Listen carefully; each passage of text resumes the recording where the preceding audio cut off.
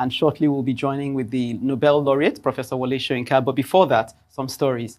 The Ogun State Police Command Wednesday put a lie into a trending online video suggesting that the Kempta Estate Abeokuta home of Nobel laureate Professor Wole Soyinka had been besieged by Fulani herdsmen. The rumored invasion had caused panic in the state capital Wednesday. Joining us now from the Freedom Park in Lagos is Nobel laureate Professor Wole Soyinka. Good to have you, Professor. You're welcome. Glad to be back. Yes, we understand you were meant to have a press conference, but we're glad to be ahead of the curve, so to speak. Good to have you again. Well, yeah, so I'd like to hear it from the horse's mouth since we have you. Can you clarify for us what exactly happened? There seem to be various, versions of what happened. We hear that the cows strayed into your compound, or we hear that cows were lost, and then the pack strayed into your compound. We hear you were attacked. So help us clarify what actually happened on Tuesday. Yes, I've been reading some of these versions. Some are quite amusing. Others are quite distressful, especially the version being peddled by the police. I think the police need to be educated that when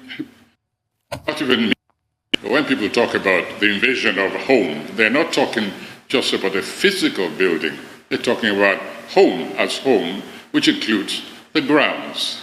No cattle people attacked me. That is a fact. I'm here physically, and I didn't suffer any injury. That never happened.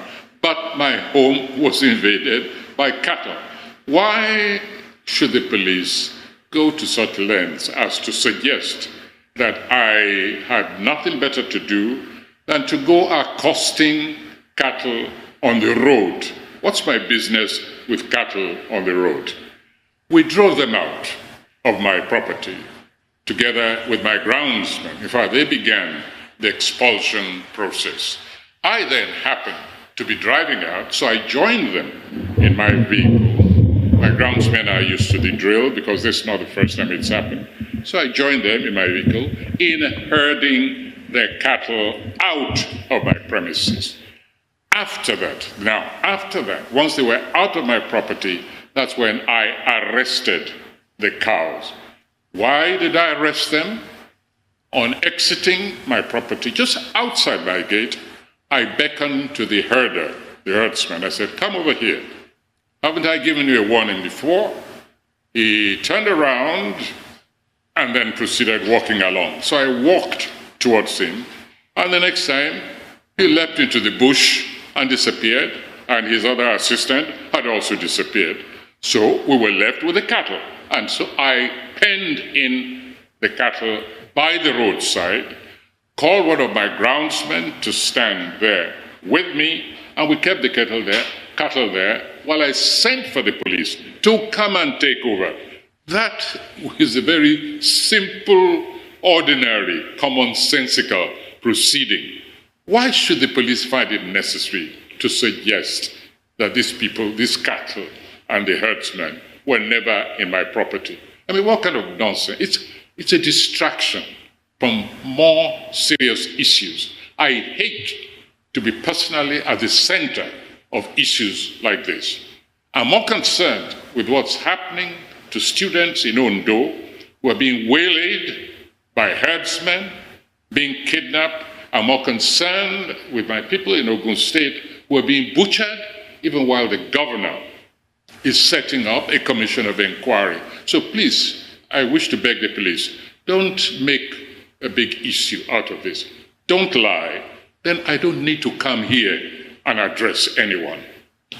All right, Prof, I gathered that the owner of the cattle and the herders is a Yoruba man. I am wondering, have you had, of course you said you've instructed them never to get into your grounds. Have you had a one-on-one discussion with the owner to make sure that this thing never occurs again, or even before that incident when you want them never to do that again?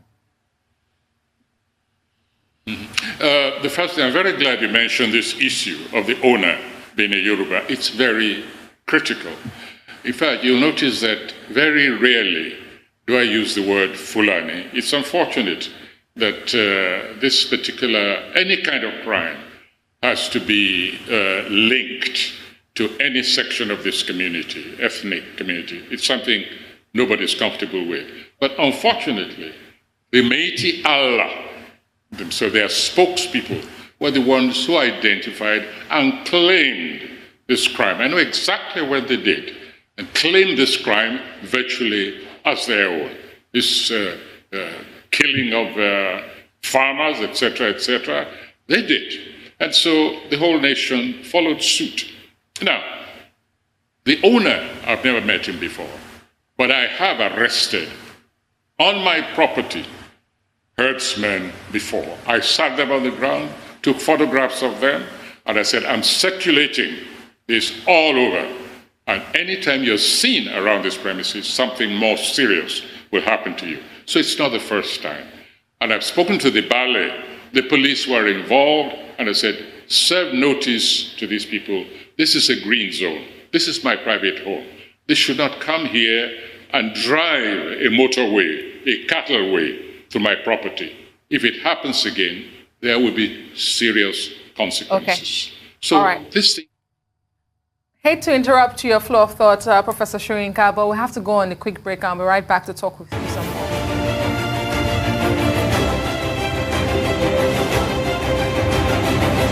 Glad to have you back. You're still watching Newsday here on the Rise News channel, and we have from Freedom Park here in Lagos, Nobel laureate Professor Wole Soyinka still with us. Thank you so much, Professor, for staying with us. Before that break, you were talking about the profiling of the Fulani tribe and herders and how we must disabuse this.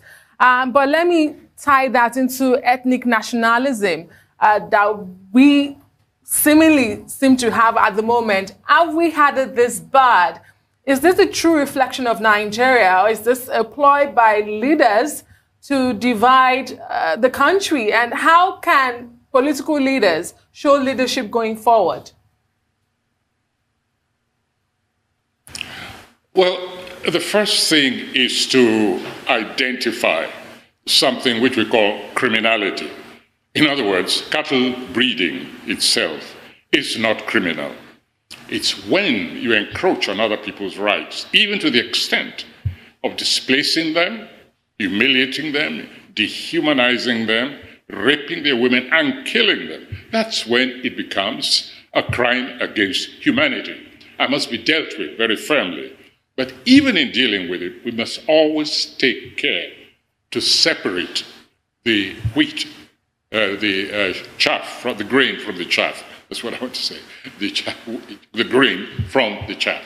We all know, we all live with, we all have Fulani friends, colleagues, and it's our responsibility to continue to stress that it's not the entire people called Fulani who are guilty of these crimes, but the leadership of Mieti Allah, I've said again and again, is 90% responsible for the condition in which we find ourselves.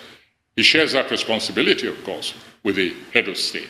But by coming out, and I'm going back a few years ago, when the leadership was so boastful, after hundreds had been killed in the north, by clearly identify herdsmen, to say that we Fulani, we own this place. We own this Borno area.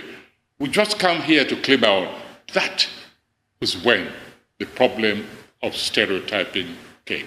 And we've got to make leaders like that swallow, take back their words, apologize to the nation, and even be subjected to some form of restitution to the whole nation.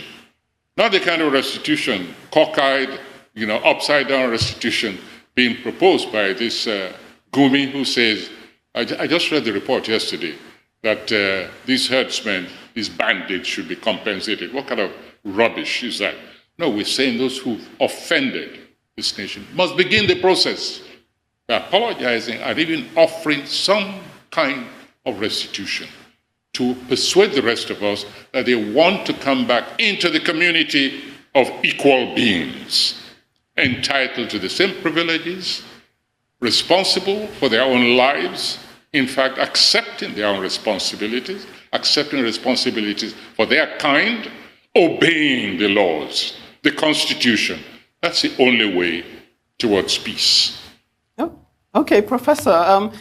Just want to straddle a bit between what my colleague just said. It would seem that what happened to you is evidence of how combustible the nation is at the moment. We had a group threatening that if anything had happened to you, that President Buhari would be the last president of Nigeria. And so in the light of that, and a recent interview you did suggested that we were on the verge of a civil war if the matter wasn't addressed properly. So in the light of that, and maybe considering what Sheikh Guni has suggested, which you seem to have dismissed, do you not think that there is room for a carrot and stick approach rather than a one shoe fits all? We are in a situation of stick and carrot. In other words, those who offend must be punished. They must be held culpable for their activities. On the other hand, those who have been violated, those who have been offended, must be persuaded that these are reformed people. In other words, demonstrably so, not simply talk, simply saying, oh yes, we're okay now. No, there are certain crimes already committed which have got to be dealt with. Now, I've said this before, and I wish to repeat this. Buhari does not appreciate the situation. He doesn't understand. I see no evidence that he understands how grave the situation is. I've said again and again that I don't believe he's in charge, because it's not possible, in my view, for a head of state, a commander-in-chief of the armed forces, to say he's presiding over a nation and things get to this level. Something is critically wrong in the leadership, within the leadership of this nation. And that is where we civilians must come in. You must pick up the slack for our own situation, our own salvation. And this is one of the things we're engaged in. And that's why I resent this becoming individualized. Wole Soyinka is just another individual, just like another farmer, another student. And I want the people to understand this. What happened to me with this incident is just typical of what's happening to millions of people all over the country. And we cannot just sit still and say we're relying on central help when obviously it's not coming. Well, Professor, of course, you and I know what happened in Ondo State recently, where the Mayor Tiala, the initiation of the presidency, got together with another governors of other states in this country, and they held a meeting which was, one would say, quite beneficial and rewarding. On the back of that, the governors of the North, in the North, have come out saying that they support ranching, that open grazing cannot be sustained. What's your sense of that statement? It's late, but it's good. Better late than never. This is a commonsensical approach. Ranching. You want to ranch? Even my property which is being invaded. If you say you want to ranch, is your property available? We'll sit down together, negotiate. You fence it, you're responsible if you allow your cow to go and destroy other people. But I can rent out my land. It's business you want to do. So come and talk to me. So I congratulate the governors for waking up at long last and admitting this very simple, commonsensical approach to modern ranching. And I wish to appeal also, this is one of the things which can be done at the center, which is simultaneously now try and resurrect all those coaches, what are the wagons.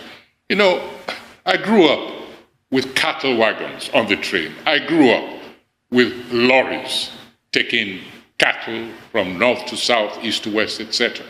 We need to resurrect all those facilities. But in the meantime, don't say that because the facilities have been allowed to go into decrepitude, therefore you have to kill people to prove a point. But simultaneously, as I said, we've also got to put in the infrastructure to enable those who want to pursue this trade to be able to do so meaningfully and practically. That's the best we can do. In the meantime, however, we've got to sensitize the nation. And this is what I'm involved in. I will be proposing one or two measures to involve the entire nation as kind of symbolic gesture of solidarity with all those who have lost their lives because of this cockeyed, this skewed approach to business, and also to summon all governments at the center, the states, local government, and civic organizations to rally around and create a permanent solution to this dilemma. Thank you very much. We certainly do look forward to this announcement, but thank you for clarifying developments, Professor Wole Soyinka, Nobel Laureate. Thank you, sir.